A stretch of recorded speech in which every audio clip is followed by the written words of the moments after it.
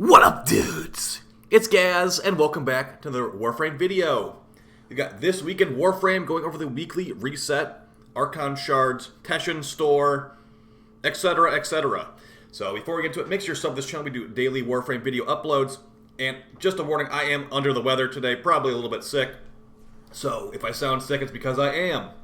Starting things off, probably the biggest thing this week, we've got an Umbra Forma for 150 Steel Essence from Teshin, and, you know, with Baruch Prime just coming out, I put an Umbra Forma on Baruch Prime's fist, expect a new Baruch Prime video very soon, so if you want to grab that, go for it. Yeah, lots of frames can use Umbra builds.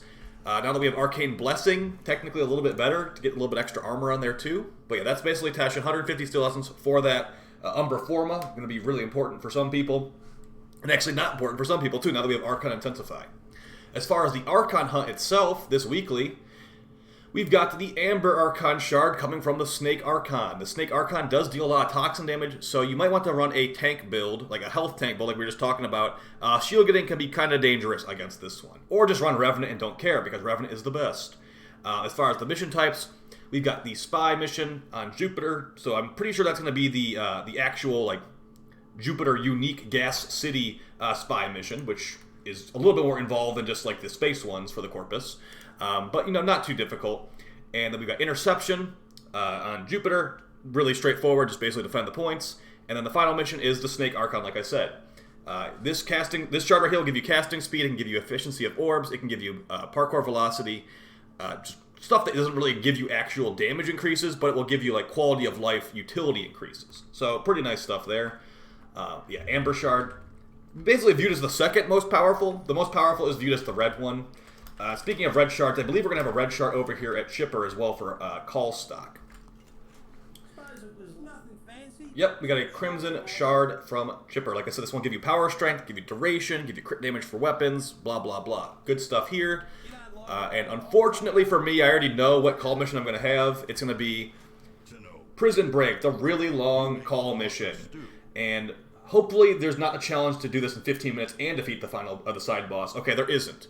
But it still looks like to me a scavenger hunt nightmare here. You've got the first challenge, Deathless, complete the mission without dying or becoming veiled, pretty easy. Get 5 kills with grenades while flying. So I guess just go for like the little sentient dudes that are pretty easy to kill. That's a weird one. While flying, for sure, with the jetpack. Remove 5 veils using the Veil Breaker. I mean, I hope I get all these. I might miss one of them eventually, though. Get 3 kills with melee. That's got to be like the most straightforward challenge ever. Just get 3 melee kills. Find and defeat Venkratel. This is going to be in the like the second big room. There's going to be like a big pit in the room. Just go to the left, and basically there's a side boss. We have to like do a sniper fight. That sniper will help you one-shot sentients, but make sure you don't bring that sniper to the final wolf fight at the end. Make sure you grab the Grappler. I think it's the Grappler against the wolf, because the sniper does like no damage to the wolf at all, but the Grappler does a bunch. So definitely pick up that Grappler. And then collect 5 gene stamps. Super annoying. The waypoint for these doesn't appear until you're like, I think it's like 15 or 25 meters away from them. So really annoying challenge there, especially on a gigantic map like this one. So, you know, there's no way it was going to be not bad challenges in the first place, but, you know, 3 melee kills is basically free stock, so that's good. Alright. Now let's go over the Nightwave Challenges, and we'll go over, hopefully I got some good some good Invigorations.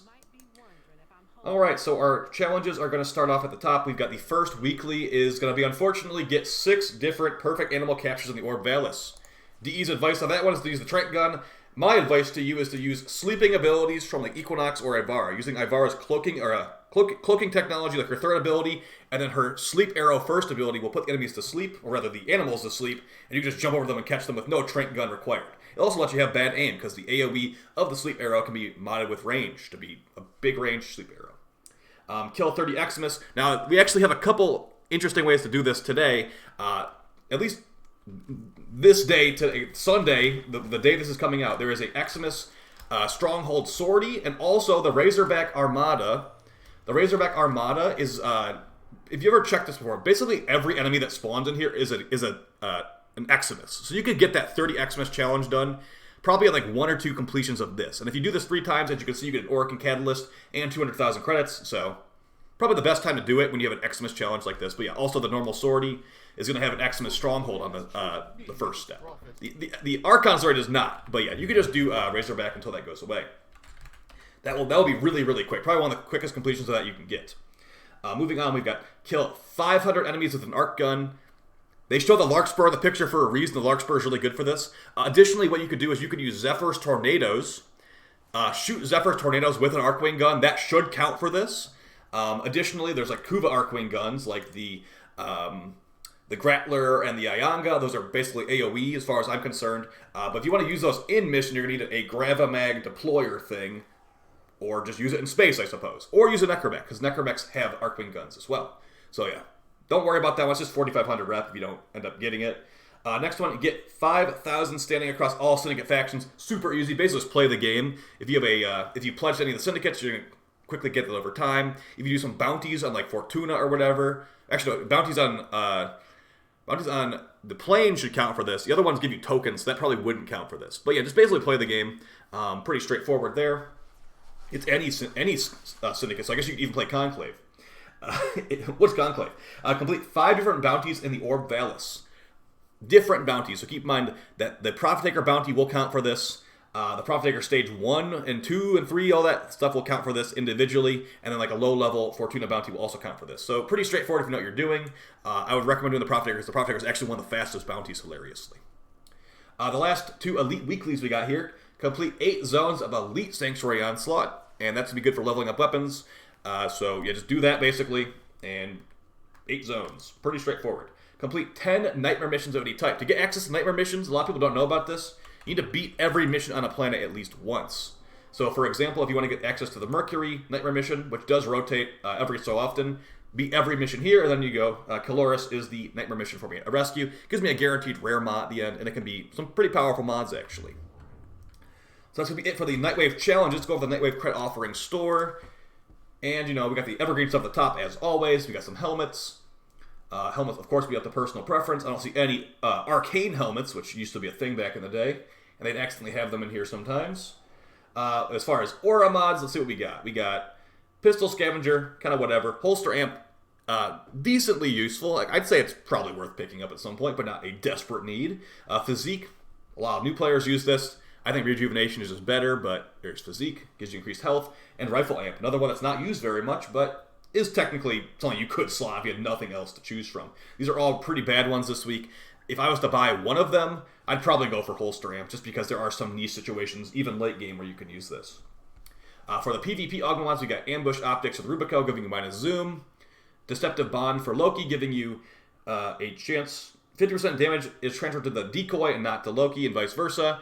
And then we've also got Singularity for Nyx, making it where enemies get dragged into her 4th ability. But her 4th ability is super random, so why even bother? Oh, by the way, you can't run Assimilate, Augment, and this at the same time, because only one Augment per ability is allowed, apparently. That's it for your Nightwave Credit Offering store. Let's go look at my Invigorations, and we'll talk about stuff about this week in Warframe news-wise. So we do have Loki and unvaulting done, or actually not done, it's going right now. The Regal Aya Resurgence thing. So that just started. People are getting Loki and Volt if they didn't have them already. We're currently waiting on DE to come back to the office. As far as like, you know, maybe changing stuff, like maybe adding Archon Shard fusing so you can get Taos eventually, making it where, you know, certain abilities are stronger, certain abilities are weaker, etc., and giving us Deviri information and cross-save information.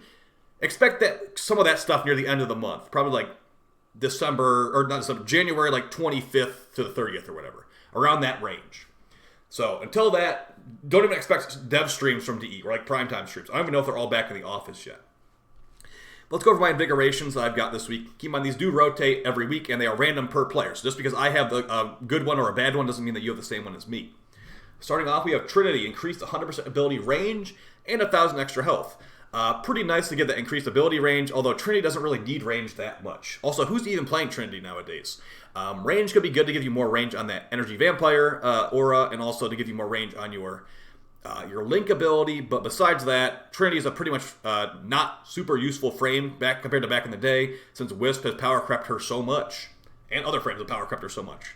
Even Nourish has power crept her even more recently, as of like a couple weeks ago. Trinity is not doing as good as she used to. Increased primary crit chance and increased reload speed for Banshee. I feel like I already have a Banshee Invigoration, maybe I don't. So I wonder if you could double stack them, if that's even possible. But yeah, it's basically the exact same Invigoration I had for Banshee a couple weeks ago. But I've got reload speed instead of efficiency. And the last one is sprint speed and primary damage for Titania. I believe sprint speed does work on her Razor Wing, so that might make it even faster, but I might be thinking about parkour velocity here. So either way, a decent enough one for Titania. Doesn't give any actual ability stats, and who's even doing a primary on Titania, but sprint speed should work. Alright guys, hope you found this video fun and helpful. I'll see you next time for another video. I appreciate everyone hanging out on the stream live, and yeah, take it easy guys. Peace!